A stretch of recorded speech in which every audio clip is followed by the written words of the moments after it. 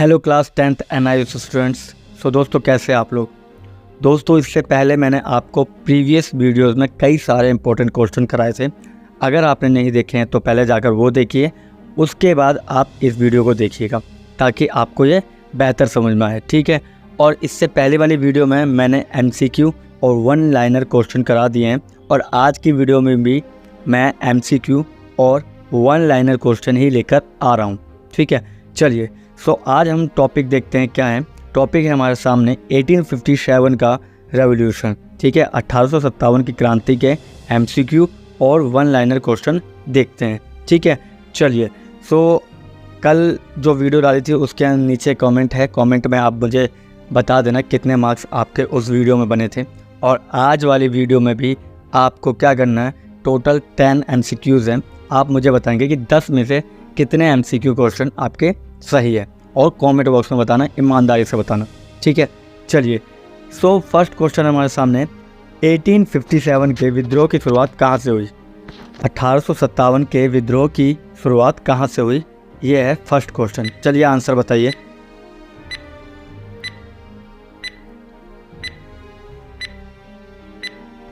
तो इसका आंसर है खा, मेरठ। मेरठ से शुरुआत होती है 1857 के विद्रोह की शुरुआत मेरठ से होती है, क्योंकि वहाँ पे हम जानते हैं मंगल पांडे को फांसी दे दी जाती है और उसके बाद वहाँ पे सारे सैनिक क्या होते हैं, उनके खिलाफ हो जाते हैं अंग्रेजों के, ठीक है। फर्स्ट क्वेश्चन समझ में आ गया, बहुत इजी था। चलिए सेकंड क्वेश्चन देखते हैं कौन सा है हमारे सामने।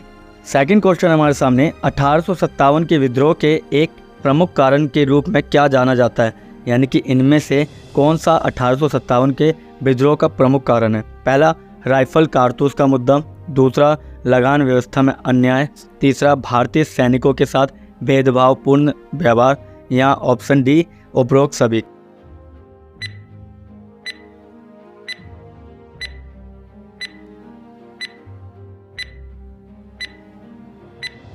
कल की वीडियो में मैंने आपको बता दिया था कि जहां भी आपको आंसर दिखता है उपरोक्त सभी, वो आंसर सही होता है, ठीक है। तो ये है इसका आंसर, क्योंकि राइफल कारतूस का मुद्दा भी हम जानते हैं क्या था, गाय और सूअर की चर्बी वाला। अगर आपने वीडियो नहीं देखी है तो प्रीवियस वीडियो में जाके पहले 1857 के रेवोल्यूशन को समझ लीजिए, उसके बाद आप ये वाला टेस्ट लगाइएगा, बहुत आसानी से आपको समझ में आएगा, ठीक है। चलिए तो नेक्स्ट क्वेश्चन देखते हैं क्या है हमारे सामने। नेक्स्ट क्वेश्चन है 1857 के विद्रोह के दौरान दिल्ली में विद्रोहियों का नेतृत्व किसने किया, यानी कि 1857 की क्रांति के समय में दिल्ली के अंदर विद्रोहियों का नेतृत्व किस शासक ने किया था। ऑब्वियस सी बात है, दिल्ली में कौन सा शासक था वही बता दीजिए।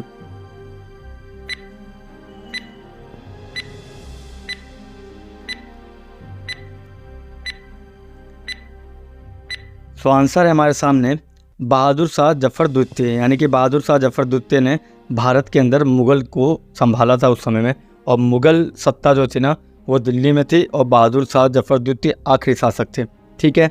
समझ में आ गया। चलिए फोर्थ क्वेश्चन देखते हैं क्या है हमारे सामने। चलिए फोर्थ क्वेश्चन हमारे सामने 1857 के विद्रोह में झांसी की रानी के रूप में प्रसिद्ध वीर महिला का नाम बताइए, ठीक है। यानी कि झांसी की जो रानी थी उन्हें किस नाम से भी जाना जाता है। ऑप्शन है आपके सामने बेगम हजरत महल, रानी लक्ष्मीबाई, अहिल्याबाई होलकर, या सरोजिनी नायडू, बताइए।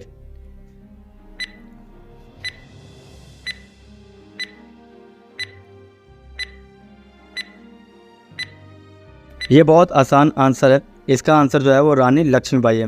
क्या है, रानी लक्ष्मीबाई को आज के डेट में हम क्या मानते हैं, मणिकर्णिका नाम से भी इन्हीं का नाम है, और इसके अलावा झांसी की रानी भी इन्हीं को कहा जाता है, ठीक है। चलिए नेक्स्ट क्वेश्चन फिफ्थ देखते हैं क्या है हमारे सामने। फिफ्थ क्वेश्चन हमारे सामने 1857 के विद्रोह को भारत के स्वतंत्रता संग्राम के रूप में किस रूप में जाना जाता है, ठीक है। यानी कि भारत के कौन से स्वतंत्रता संग्राम के नाम से इसे जाना जाता है। पहला है प्रथम स्वतंत्रता दूसरा स्वतंत्रता संग्राम, तीसरा है 1857 का विद्रोह, और चौथा है सिपाही विद्रोह, बताइए।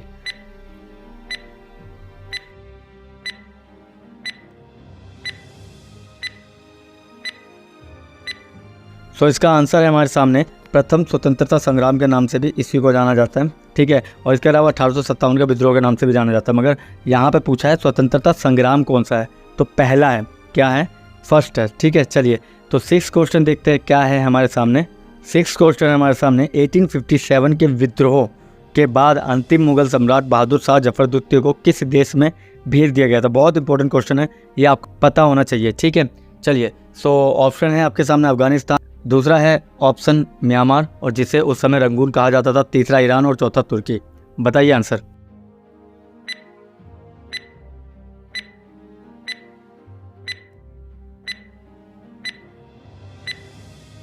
चलिए, सो इसका आंसर है म्यांमार। ठीक है, रंगून के नाम से जाना जाता था। ठीक है, और रंगून में बहादुर शाह जफर द्वितीय को आफ्टर 1857 के बाद भेज दिया जाता है। ठीक है, चलिए 7th क्वेश्चन देखते हैं क्या है हमारे सामने। 7th क्वेश्चन है 1857 के विद्रोह के दौरान अवध की बेगम के रूप में किन्हें जाना जाता था? ऑप्शन है रानी लक्ष्मीबाई, ऑप्शन बी है बेगम हजरत महल, अहिल्याबाई होलकर या सरोजिनी नायडू। चलिए आंसर बताइए।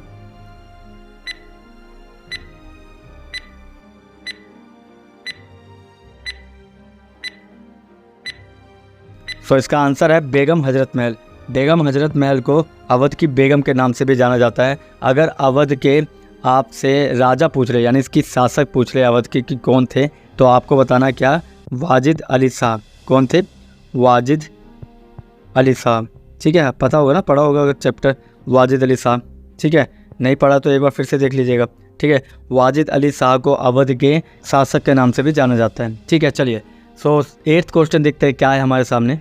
8th क्वेश्चन हमारे सामने 1857 के विद्रोह में नाना साहिब के सेनापति के रूप में कौन प्रसिद्ध थे? यानी कि इनमें से कौन नाना साहिब के सेनापति के रूप में जाने जाते थे? ठीक है, option A Mangal Pandey, option B Tatya Tope, option C Bakht Khan या ऑप्शन डी गोबर सिंह। बताइए आंसर।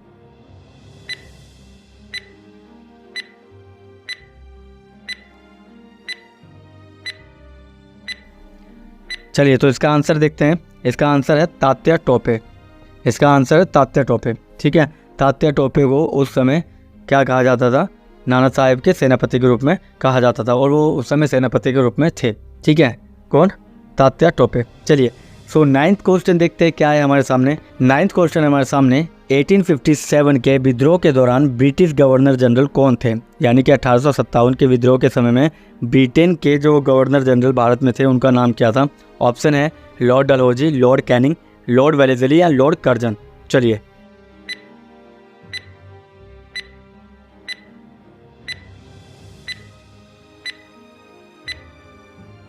सो इसका आंसर है लॉर्ड कैनिंग।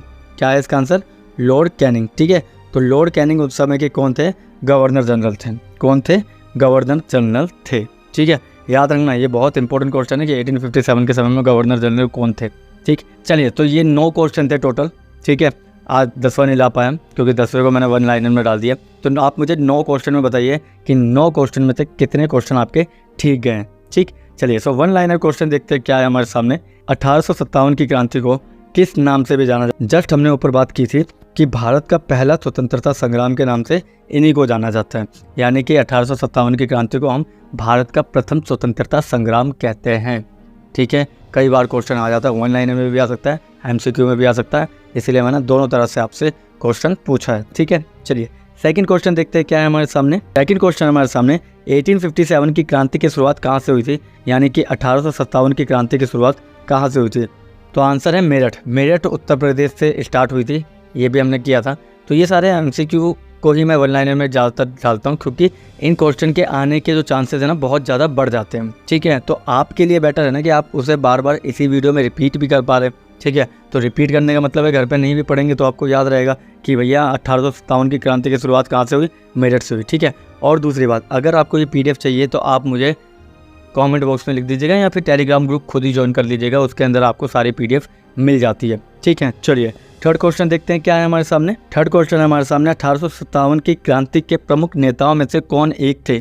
ठीक है, तो सबसे प्रमुख जो थे ना वो बहादुर शाह जफर द्वितीय थे, यानी कि सेकंड थे। ठीक है, अब मैंने बताई दिया क्योंकि उस समय मुग़ल बहुत पावरफुल थे, तो मुग़ल का इस युद्ध में आना बहुत ज़रूरी था। अगर नहीं आता तो फिर ये पूरी तरह से विद्रोह हो ही नहीं पाता। ठीक है, तो 1857 की क्रांति के जो प्रमुख नेता थे वो बहादुर शाह जफर द्वितीय थे। कहने को रानी लक्ष्मीबाई भी थी, नाना साहिब भी थे, तात्या टोपे भी थे, बहुत सारे लोग थे, मगर उनमें भी सबसे ज़्यादा इंपॉर्टेंस इन्हीं की थी। ठीक है, चलिए फोर्थ क्वेश्चन देखते हैं क्या है हमारे सामने। ठीक है, जस्ट अभी हमने बात की थी कि 1857 की क्रांति के समय में ईस्ट इंडिया कंपनी के गवर्नर जनरल कौन थे?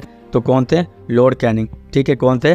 लॉर्ड कैनिंग बार बार याद कर लीजिएगा, क्योंकि ये क्वेश्चन बहुत टफ बन जाता है। ऑप्शन आते हैं ना तो बहुत सारे मिलते जुलते ऑप्शन आते हैं, ये आप भी जानते हैं, ठीक है। चलिए, सो फिफ्थ क्वेश्चन है हमारे सामने। 1857 की क्रांति के दौरान भारतीय सिपाहियों की मुख्य मांगों में से क्या एक थी? एनफील्ड राइफल के कारतूसों को बदलना, ठीक है। क्या थी? एनफील्ड राइफल के कारतूसों को बदलना, ये सबसे बड़ी मांग थी किनकी? सिपाहियों की, ठीक है। क्योंकि आप जानते हो उस राइफल में गाय और सूअर की चर्बी का लेप लगा होता था, और वो दोनों ही धर्मों को मुंह से लगाना बिल्कुल भी उनके लिए तैयार नहीं थे, ठीक है। दोनों का धर्म भ्रष्ट हो जाता, इसीलिए उन्होंने इस चीज़ के लिए मना कर दिया। उन्होंने बोला अगर कारतूस बदल दोगे तो हम दोबारा काम पे आएंगे, वरना नहीं आएंगे, ठीक है। चलिए, तो नेक्स्ट क्वेश्चन देखते हैं क्या है हमारे सामने। ये तो बहुत ईजी है। 1857 की क्रांति के बाद ईस्ट इंडिया कंपनी का शासन समाप्त हो गया। देखिए, फिर से बोल रहा हूँ, ये क्वेश्चन बहुत छोटा है, ठीक है। क्वेश्चन तो छोटा नहीं है, इसका आंसर छोटा है, मगर ये आंसर जो है ना बहुत ज़्यादा चीज़ें अपने साथ लेकर जाता है, ठीक है। अगर मैं इसका रीज़न नहीं बताऊंगा ना तो आप भी बोलेंगे भैया एक बात बताओ, 1857 की क्रांति के बाद हम हार गए थे तो ईस्ट इंडिया कंपनी कैसे ख़त्म हो गई? उनका शासन तो आगे तक रहा। तो भैया याद रखना कि 1857 की क्रांति के बाद ईस्ट इंडिया कंपनी, यानी कि जो कंपनी हम पे शासन करती थी वो कंपनी तो चली गई, मगर कंपनी की जगह पे कौन आ गई थी? वहाँ की सरकार आ गई थी, ठीक है। कौन आ गई थी? गवर्नमेंट आ गई थी, ठीक है। ब्रिटिश गवर्नमेंट, जैसे हम बोलते हैं क्राउन रूल। क्या कहते हैं? क्राउन रूल, ठीक है। तो क्राउन रूल आ गया था उस समय, ठीक है। समझ में आ गया? तो क्राउन रूल आ गया था 1857 के बाद, 1858 में आया था ये, ठीक है। चलिए, सो 8th क्वेश्चन देखते हैं क्या है हमारे सामने। 8th क्वेश्चन है 1857 की क्रांति का भारत के स्वतंत्रता संग्राम पर क्या प्रभाव पड़ा? देखिए, इससे ये प्रभाव पड़ा कि इस क्रांति ने भारतीयों को ब्रिटिश राज के खिलाफ लड़ने के लिए प्रेरित किया। क्या किया? प्रेरित किया, मोटिवेट कर दिया। भैया आप लड़ सकते हैं, आप अपने नियम, अपने अधिकारों के लिए लड़ सकते हैं, अपने घर के लिए, अपनी संस्कृति के लिए, अपने परिवार के लिए लड़ सकते हैं। ये सब 1857 की क्रांति में सबने देख लिया, और यही चीज़ अंग्रेज़ों ने देख ली। फिर अंग्रेज़ों ने हमारे लिए 1885 के अंदर कांग्रेस की स्थापना कराई, ताकि हमारी जो बात है ना कोई पार्लियामेंट में रख सके, ठीक है। समझ में आ गया? तो 1857 की क्रांति का प्रभाव क्या पड़ा? इससे लोगों के अंदर क्या आने लगी? एकता आने लगी, यूनिटी आने लगी, ठीक है। चलिए, सो 9th क्वेश्चन देखते हैं क्या है हमारे सामने। तो लास्ट क्वेश्चन आया है कि 1857 की क्रांति के बाद भारत का शासन किसके अधीन में आया है? जस्ट हमने ये बात की थी कि दो तरह से क्वेश्चन पूछ लेगा। पहली बात, क्या ईस्ट इंडिया कंपनी भारत में 1857 के बाद से थी या नहीं? तो आप लिख देना नहीं, ठीक है। उसके बाद किसके हाथ में आ गया? सीधे ब्रिटिश सरकार के हाथ में हमारा पूरा देश चला गया, ठीक है। समझ में आ गया? तो 1 लाइनर क्वेश्चन के 10 क्वेश्चन थे, उसके अलावा हमने 9 क्वेश्चन देखे थे किसके? MCQ के। तो हर चैप्टर से अगर हम 19-20 क्वेश्चन भी कर रहे हैं ना तो लगभग हमारा चैप्टर कवर हो जाएगा। और अगर आपने प्रीवियस वीडियो नहीं देखी है तो पहले जाकर वो देखिएगा, उससे आपको ये पूरी वीडियो समझ में आ जाएगी, ठीक है। कोई भी डाउट हो, कोई भी कमेंट हो, या कोई भी चैप्टर क्लियर नहीं है, आप कमेंट बॉक्स में पूछ सकते हैं, बता सकते हैं। मिलते हैं किसी और वीडियो में, तब तक के लिए थैंक यू और धन्यवाद।